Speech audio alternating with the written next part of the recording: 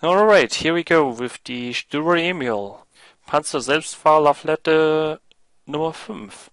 Now what we basically got here is the usual tank destroyer as we all know it, with a 128mm gun on tier 7 with 231 penetration and 490 damage.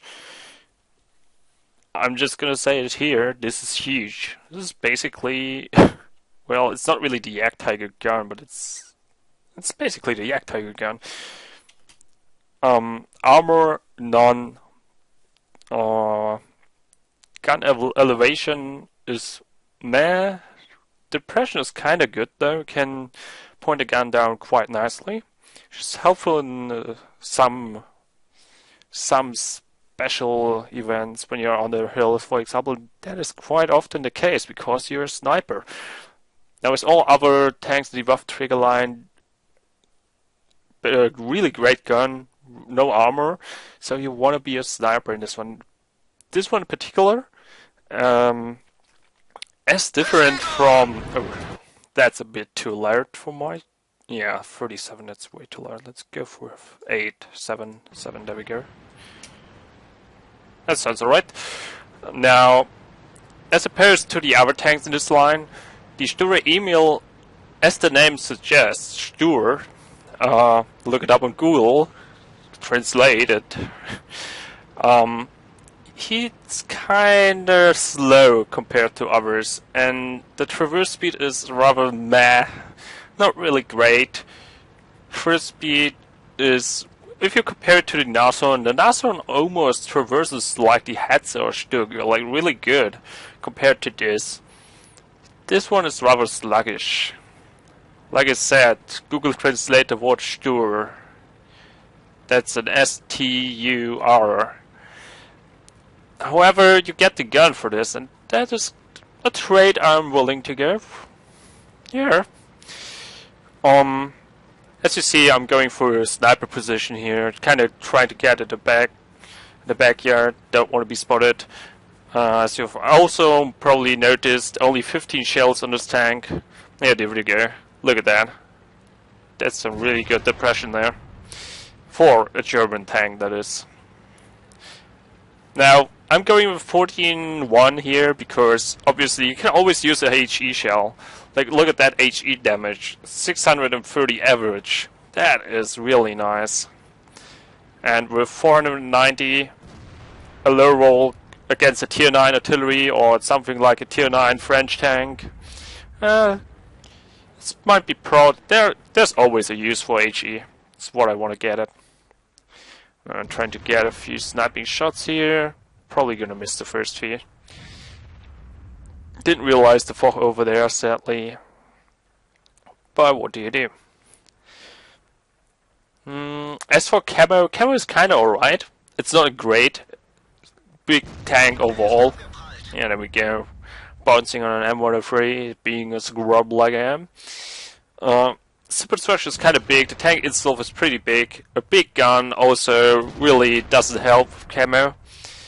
So don't really rely on the camo, but as always, it's a tank destroyer. So if you got the camo skill, camo net on it, maybe even some paint on it, then you're good to go. Just don't think you will be unspottable up to 50 meters. That's not gonna happen. Not with this one. In close combat, you probably want to have the clutch braking skill, and even with that, it's probably not gonna help you much. So just try to avoid that. Use it as a support tank or a sniper, like I'm currently doing. Or surprise attacks can happen too, like sneak up on someone. You know how it goes. Didn't I change the... Oh, it's only for enemies here. As you can see, shell velocity is kind of slow, like compared to other shells. Not as slow as howitzers or light guns, but still not really fast. So you gotta aim quick, shoot quick. Probably should have shown you the shot right now. I missed that one there. It's not that bad now. I'm thinking of what to do here because really, even its position, I don't want to get myself up front, because I'm not supposed to be there. However, I'm gonna have to move soon, because there's nothing spotting for me, there's no targets in range, and there we go, getting the Sturer Emil up front. Can be as sturest at once. I'm gonna get it there anyway. As you can see here, speed is really not its forte. It needs a lot of time to get up the kmh meters. As you can see, it's slowly getting up, it's really slowly, just going up to like 30 if you're lucky. So speed, there's none on this one. So positioning and situational awareness is really important. And obviously it's an open top vehicle, HE damage, artillery will pretty much one hit you. Gotta watch out for that one. However, the damage on this thing is amazing. As you can see down there, the Rheinmetall Borsig is going to get a little bit of greeting. 400 damage, always nice to do. You can pretty much, like you mentioned, this is a tier 7 vehicle. Think hitting a tier 7 for 400 damage, mostly more, that is pretty awesome. As you can see, trying to hit the driver's hedge here, hits the turret instead. Going for the lower front plate, I think, this time around. Yeah, there we go, for a lower front plate. And there we go, take him out. It's only artillery left, so really, that's about it. 6 cents, always nice to have on a tank like this. Now, it's not really a special battle, but it pretty much shows what we will be doing with the Sturer Emil on the live server, or on the test server you have a cat up there. It's a sniper. You have literally no armor whatsoever. Nobody shot me this time around, but trust me on that one. You can shoot at light tractor instead, it would be pretty much the same.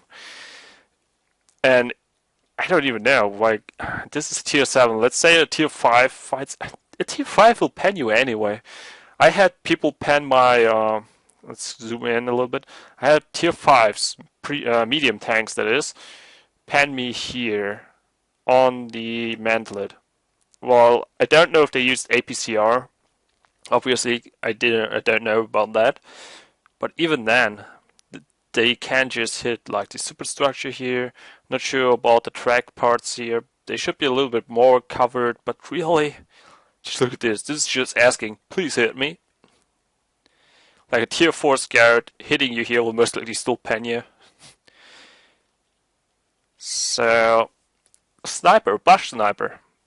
With average camo, I'd say. I relied on the camo for a couple of times and it worked alright, but I don't trust camo at all that much, especially on tanks like this that are way too big for that. Well, Sturer Emil, pretty nice tank. I like it for its gun. It kind of reminds me of the Su-100Y. If you ever played that tank, the tier 6 Russian premium tank destroyer, then you have an idea what this is. Well, see you next time.